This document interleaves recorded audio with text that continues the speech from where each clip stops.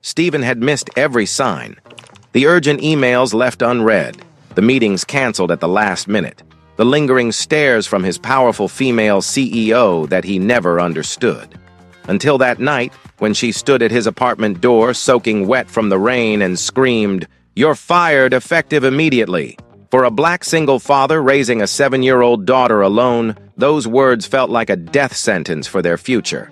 But what Stephen didn't know was this: her decision had nothing to do with his performance, and everything to do with a secret that threatened both their lives. The alarm buzzed at 5:30 in the morning, same as every other day. Stephen Thompson rolled out of bed in his small Brooklyn apartment, his body moving on autopilot through the familiar routine. Shower, shave, coffee brewing while he laid out Zoe's school clothes.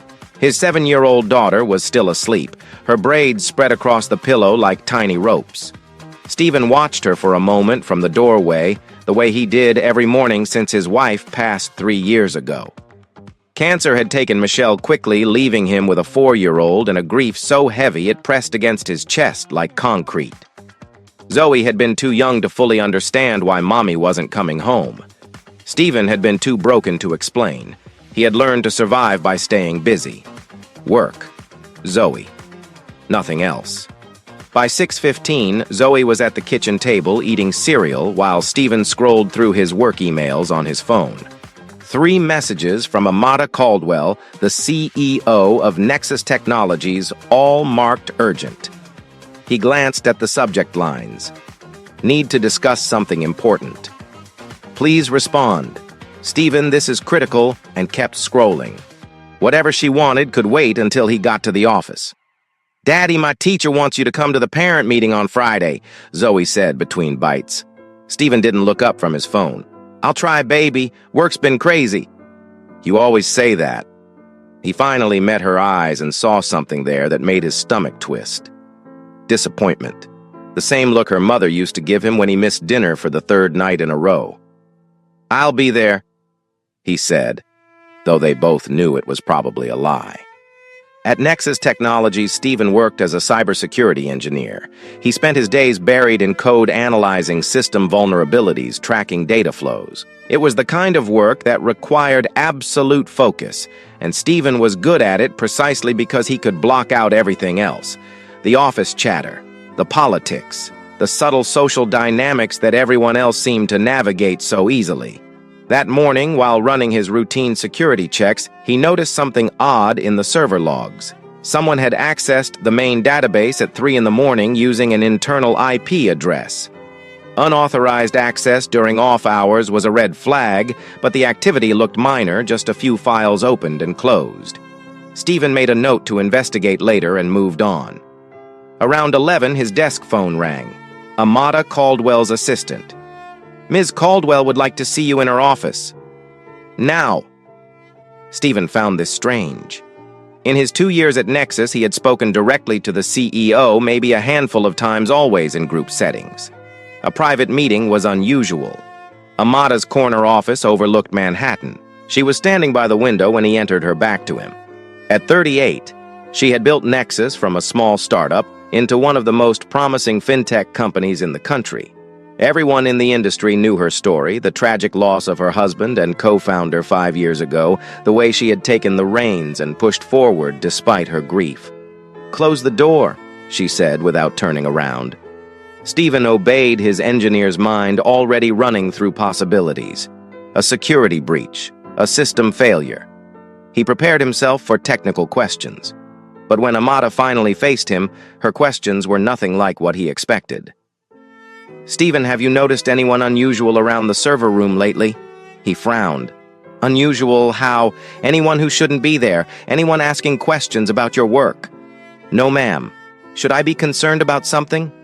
Amada studied him for a long moment, her dark eyes searching his face for something he couldn't identify. She was a beautiful woman. He had noticed that, in the abstract way, one notices a painting in a museum, but right now she looked exhausted. The kind of tired that sleep couldn't fix. We have an important investor dinner this Saturday evening, she said, abruptly changing subjects. I'd like you to attend. As a representative of the technical team. I appreciate the invitation, but I already promised my daughter I'd take her to the zoo this weekend. Something flickered across Amada's face. Frustration.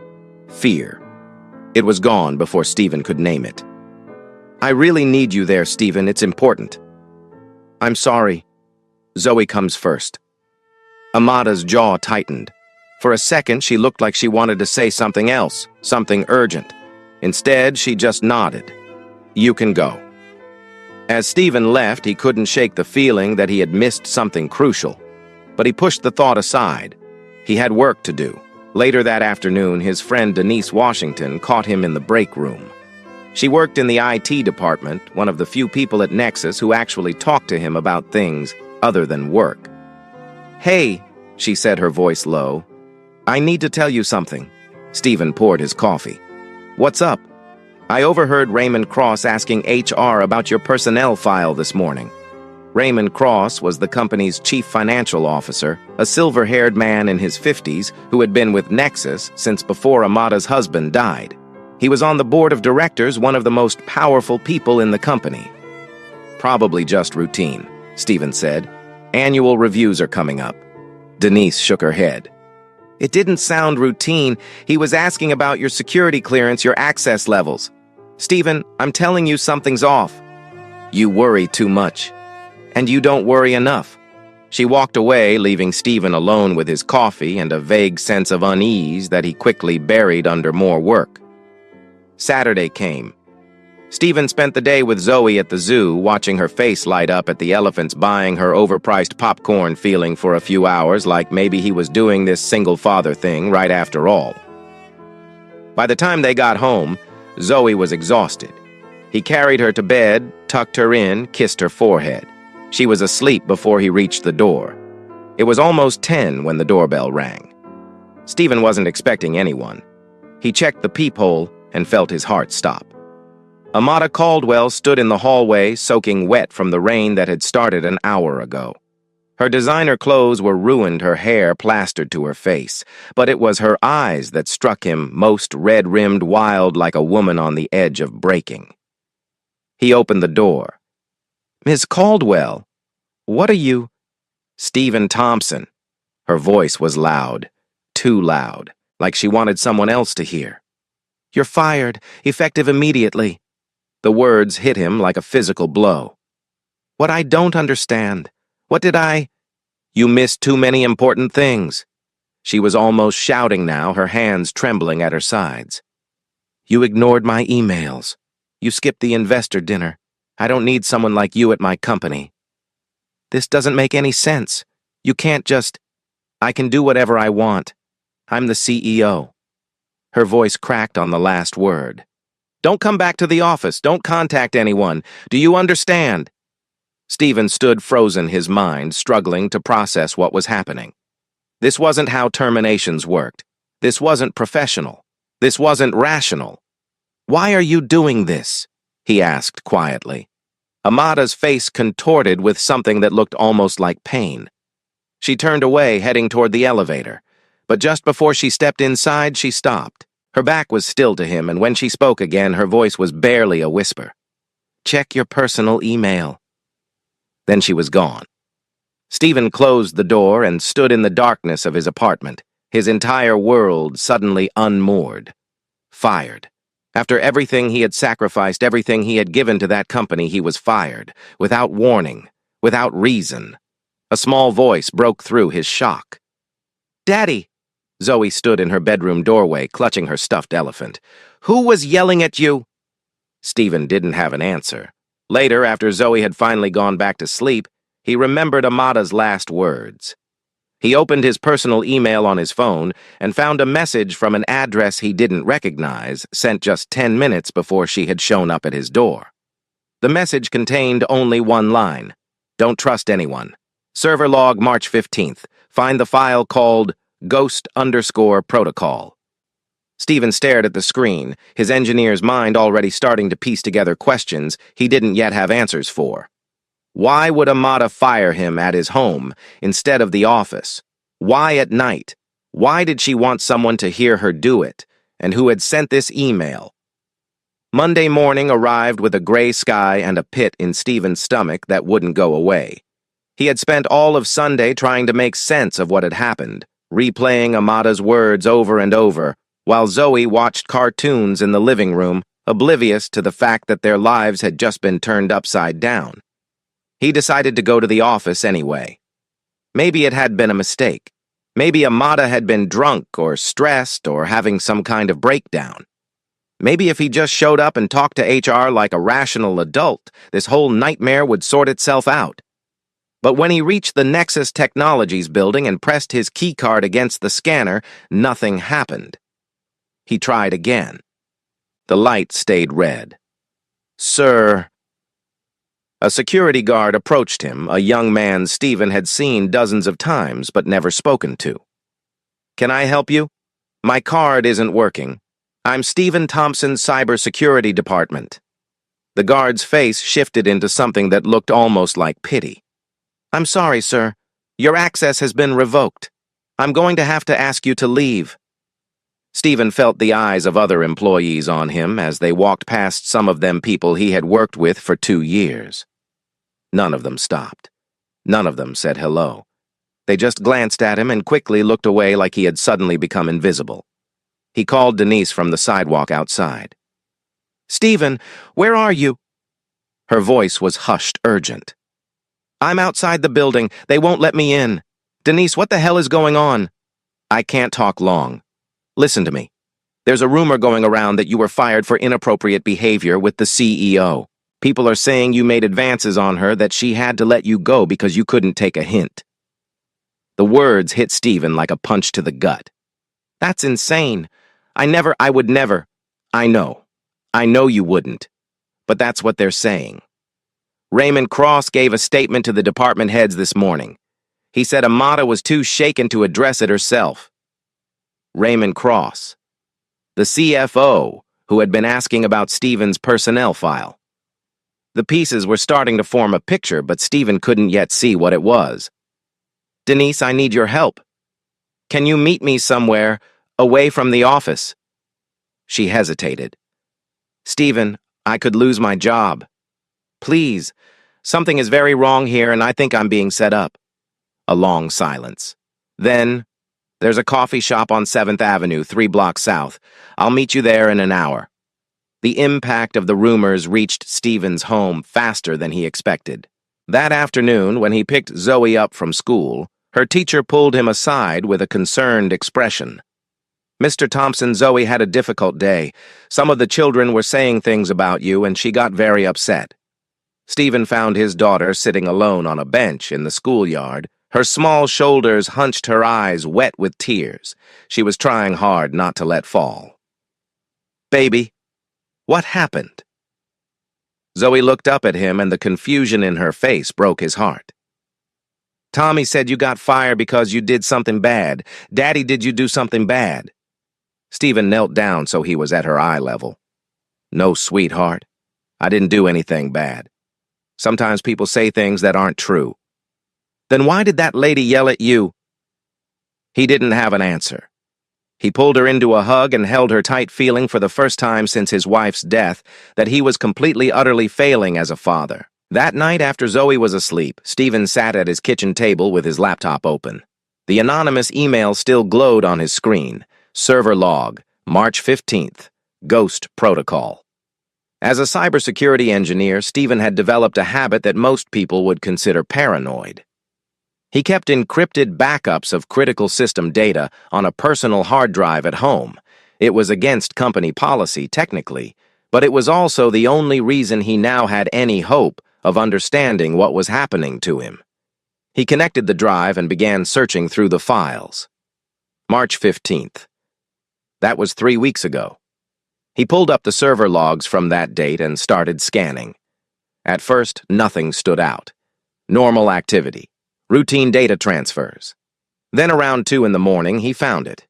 A program called Ghost_Protocol.exe had been executed from a workstation inside the building. The program had created a hidden pathway in the company's security system, a backdoor that allowed someone to copy files without triggering any alarms. And the files being copied were not just any files, they were the core encryption algorithms that Nexus had spent years developing the technology that made their payment system virtually unhackable. Someone was stealing the company's most valuable intellectual property. Stephen traced the origin of the program. The workstation it had been launched from was located on the executive floor. Specifically, it was in the office of Raymond Cross. But there was more. The Ghost_protocol had been designed to leave a false trail, a breadcrumb that pointed to a different user. Stephen's blood ran cold when he saw whose credentials had been embedded in the decoy code. His own. If anyone else found this program and traced it back, all the evidence would point directly at Stephen. He would look like the thief. He would look like the traitor. And then it clicked. Amada hadn't fired him because she was angry. She had fired him because she knew. She knew he was being framed, and she had cut him loose from the company before anyone could pin the theft on him. She had made it loud and public so that whoever was behind this would think Stephen was no longer a threat. She had been protecting him. The realization sent Stephen back to the sidewalk outside Amada's apartment building the next evening. He waited for 3 hours in the cold before he saw her car pull up. When she stepped out, he moved to intercept her. "We need to talk." Amada's face went pale. "You shouldn't be here. I found Ghost_protocol. I know what's happening." She grabbed his arm and pulled him into the shadow of a nearby awning, her eyes darting around as if searching for watchers. "Are you insane? They're monitoring me. Every call, every email. If they see us together." Who is they, Raymond Cross? Who is he working with? Amada's composure cracked. For a moment, she looked not like a powerful CEO, but like a woman who had been carrying an impossible weight for far too long. 5 years ago, my husband David founded Nexus with me. We built everything together. The technology, the vision, the company. Her voice trembled. He died in a car accident 2 weeks before we were supposed to go public. The brakes failed. Everyone said it was a tragic accident. Stephen listened, a cold understanding beginning to form in his mind. "I never believed it," Amada continued. "David was meticulous. He had that car serviced every 3 months like clockwork. But I had no proof, and I had a company to run, and eventually I convinced myself to let it go." She took a shaky breath. "Then 2 months ago I discovered the data leak. Someone inside Nexus was selling our encryption technology to Orion Financial, our biggest competitor. I started investigating quietly, and that's when I received the first letter." "What did it say?" "It said if I didn't stop digging, I would end up like David. And if I told anyone, they would make it look like I was the one who sold the technology." Amada's eyes met his. "The second letter came last week. It said they knew you were getting close to finding the leak. It said if I didn't remove you from the company immediately, they would handle you themselves." Stephen felt the ground shift beneath him. "So you fired me." "I had to make it look real. I had to make them believe I was on their side, that I was willing to sacrifice anyone to protect myself. The only way to keep you safe was to make you look like a disgraced employee with no access and no credibility." "But why me? I'm just an engineer." "Because you're the only person in the company who could have found Ghost_protocol. Your security clearance, your skills, your access to the backup systems. Raymond knew that. That's why he was building a case against you. If the theft was ever discovered, you were supposed to take the fall." Stephen's mind raced through the implications. Raymond Cross, the trusted CFO, the man who had been with Amada since before her husband's death. The man who had attended David's funeral, who had held Amada's hand through her grief. "You think Raymond killed your husband?" Amada's silence was answer enough. Before they parted that night, Amada pressed a small piece of paper into Stephen's hand. "If you need to contact me, use this. It's a secure email address I set up years ago after David died. I never told anyone about it, not even Raymond." Stephen looked at the paper, memorizing the address before destroying it. "Why are you trusting me with this?" Amada met his eyes. "Because you're the first person in 5 years who's looked at me and seen something other than a CEO or a widow or a target. You see me as a person who needs help. I'd forgotten what that felt like. That night, Stephen sat in Zoe's room and watched her sleep. His daughter, his whole world, the only thing that had kept him going after Michelle died. He had built his entire life around protecting her, around giving her stability and safety. And now he was being asked to risk everything. He could walk away. Amada had given him an out. He could take Zoe and disappear, find another job in another city, let someone else fight this battle. His daughter would never know how close they had come to danger. But then he thought about David Caldwell, a man he had never met killed for knowing too much. He thought about Amada living for 5 years with the suspicion that her husband had been murdered, unable to prove it, unable to find justice. He thought about Raymond Cross walking the halls of Nexus every day, smiling at employees, attending board meetings, planning his next betrayal. If Stephen walked away, Raymond would win. The truth would stay buried. And someday someone else would get too close, and Raymond would do whatever was necessary to protect himself. Zoe stirred in her sleep, mumbling something about elephants. Stephen leaned down and kissed her forehead. He couldn't teach his daughter to be brave if he was a coward. The next morning, Stephen called Denise. "I need you to do something for me. Something that could get you in serious trouble." To her credit, Denise didn't hesitate. "Tell me." Over the following week, they worked in secret. Denise used her IT access to pull transaction records that Stephen couldn't reach from outside. Stephen analyzed the data following the money trail that Ghost_Protocol had created. What they found was damning. Millions of dollars had been transferred from Nexus accounts to a shell company in the Cayman Islands. That shell company was linked to Orion Financial, and the authorization codes for every single transfer traced back to Raymond Cross's credentials. But the most damning evidence came from the email archives. Denise found a deleted folder that had been improperly purged, leaving fragments of old messages still recoverable. In those fragments, they pieced together a correspondence between Raymond and the CEO of Orion spanning 6 months. The deal was simple. Raymond would deliver Nexus's encryption technology and sabotage the company's valuation. Orion would acquire Nexus at a fraction of its true worth, and Raymond would receive $50 million for his trouble. In one of the emails, Raymond had written, "The situation from 5 years ago was handled cleanly. There's no reason to worry about history repeating itself." Stephen stared at that sentence for a long time. Handled cleanly.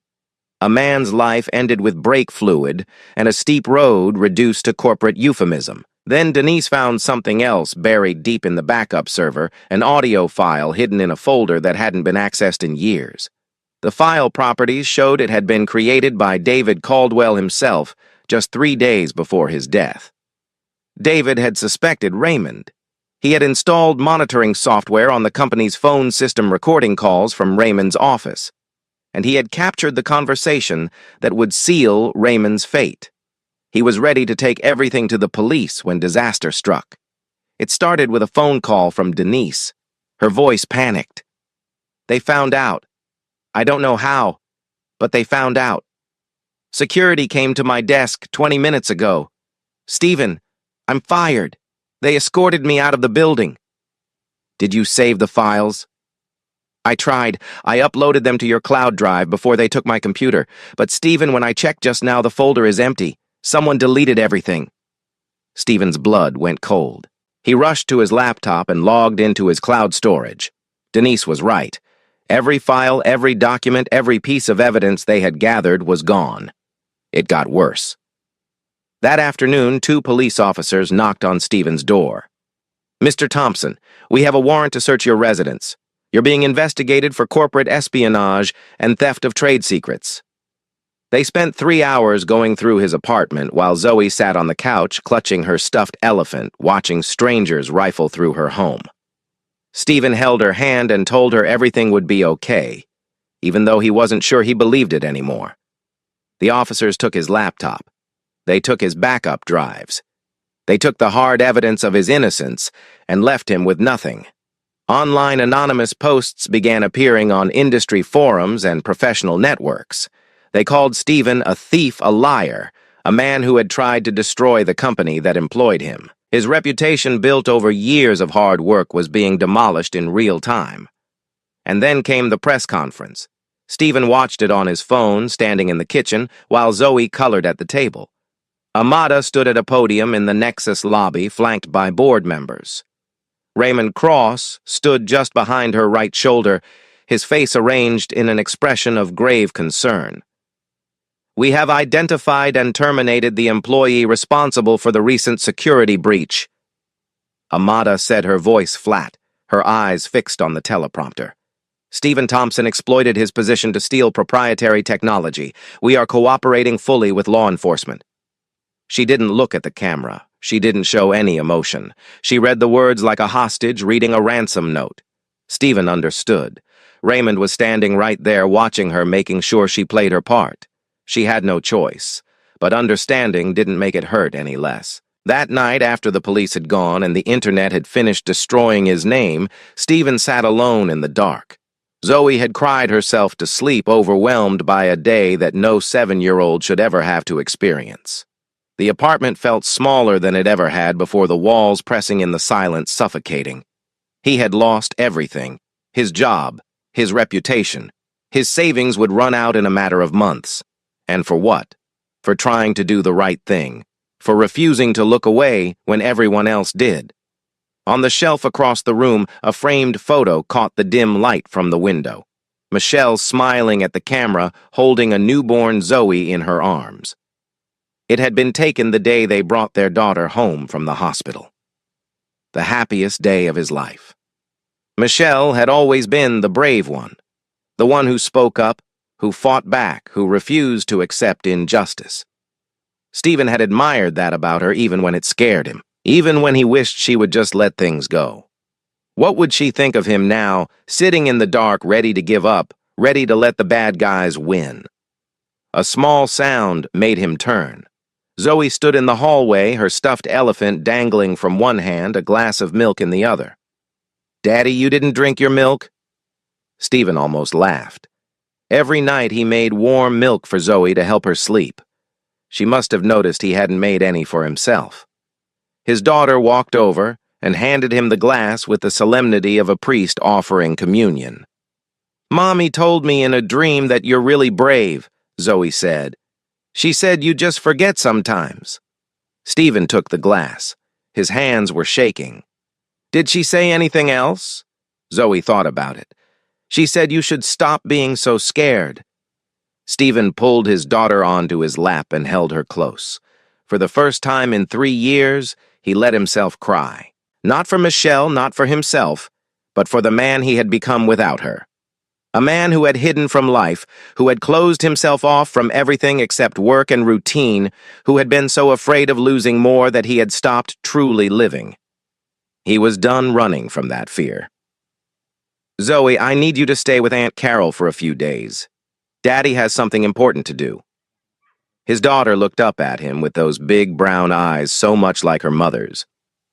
"Are you going to be okay?" Stephen kissed her forehead. "I'm going to try." Denise called at 6 in the morning, 2 days after Zoe had gone to stay with Stephen's sister-in-law, Carol. "I have something." Her voice was breathless, excited. "Before they escorted me out, I managed to copy the most important files to a USB drive. I hid it in my coat pocket. They never checked." Stephen gripped the phone so hard his knuckles went white. "You still have the evidence?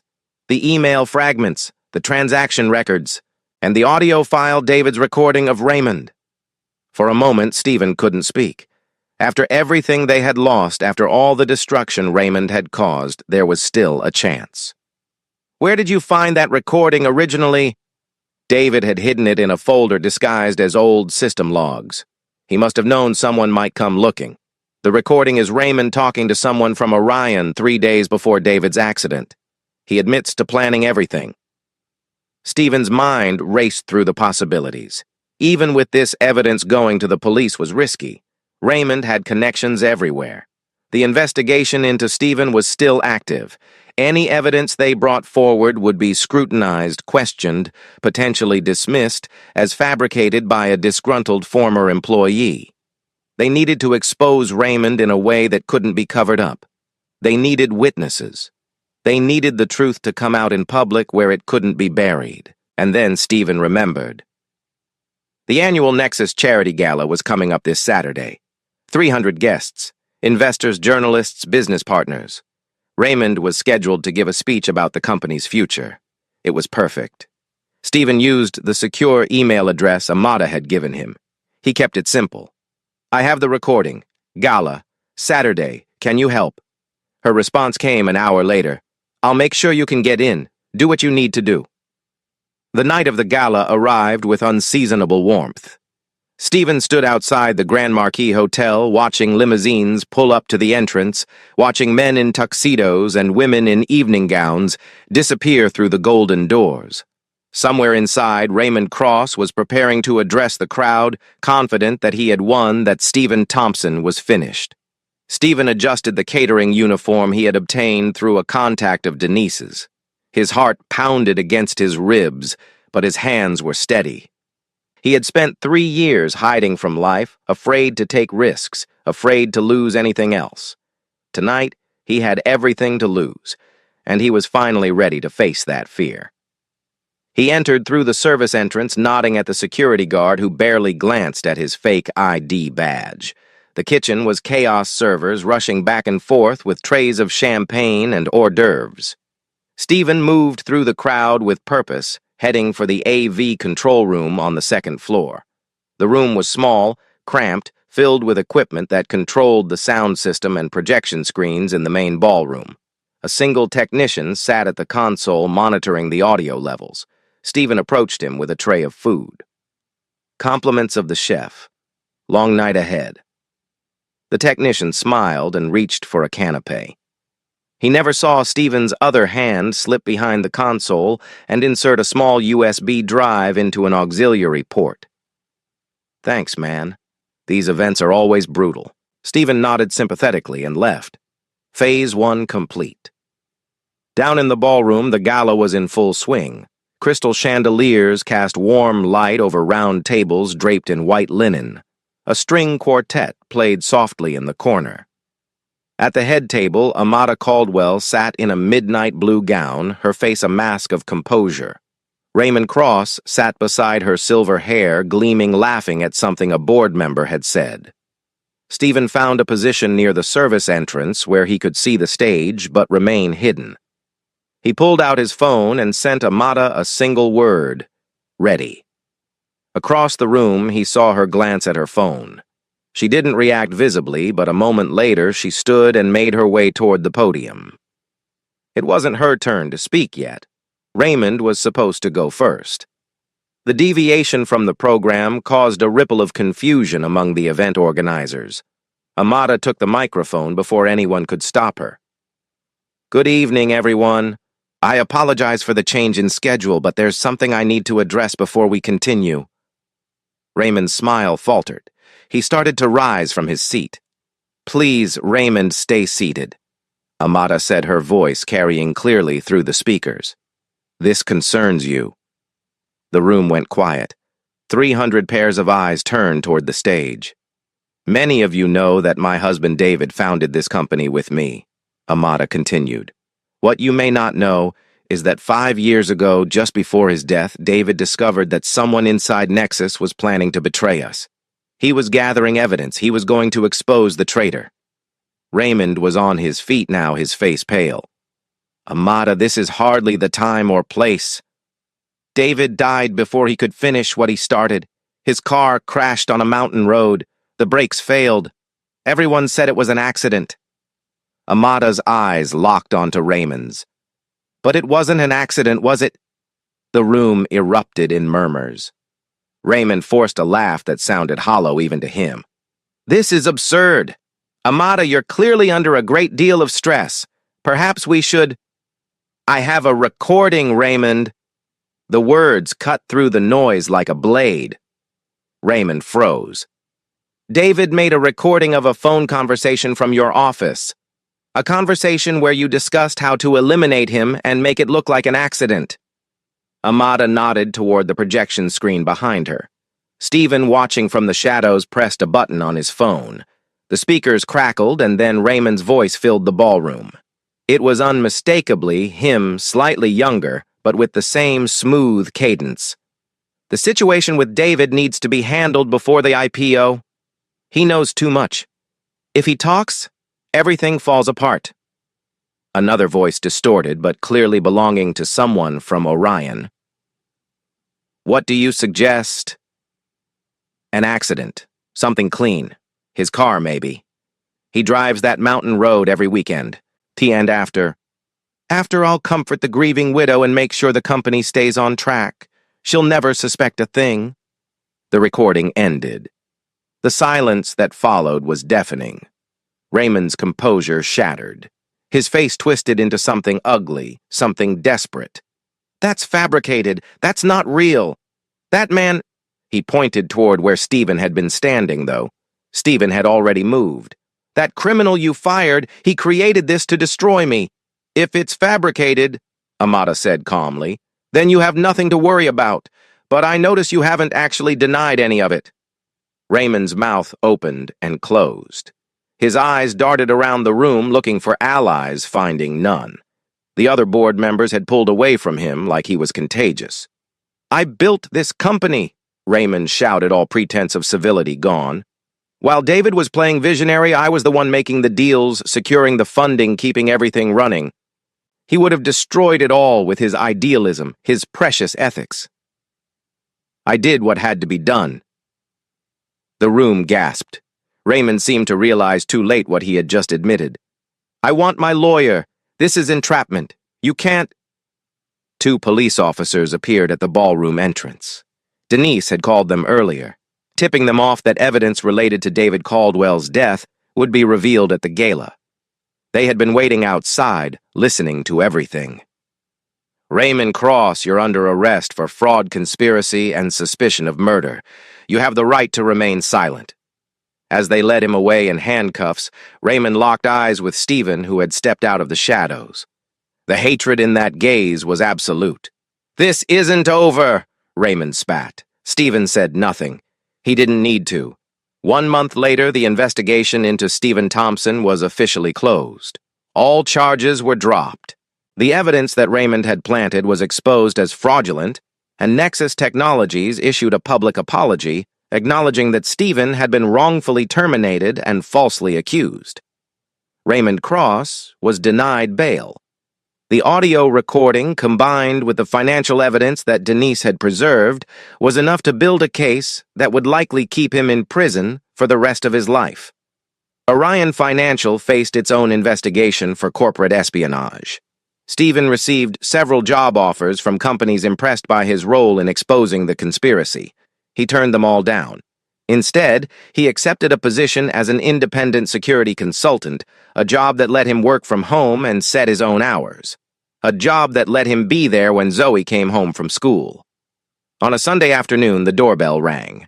Stephen opened it to find Amada standing in the hallway holding a pizza box. I heard someone here likes pepperoni, she said. Zoe came running from her room. Miss Amada, is that pizza?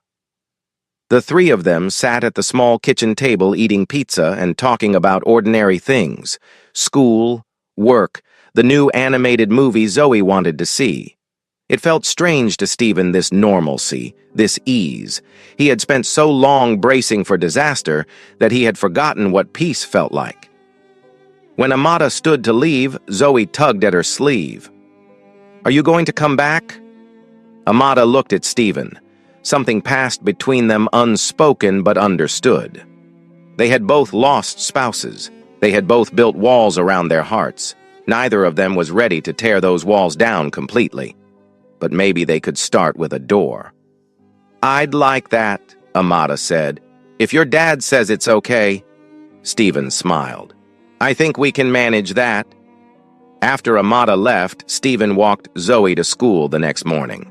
The autumn air was crisp, the leaves just starting to turn.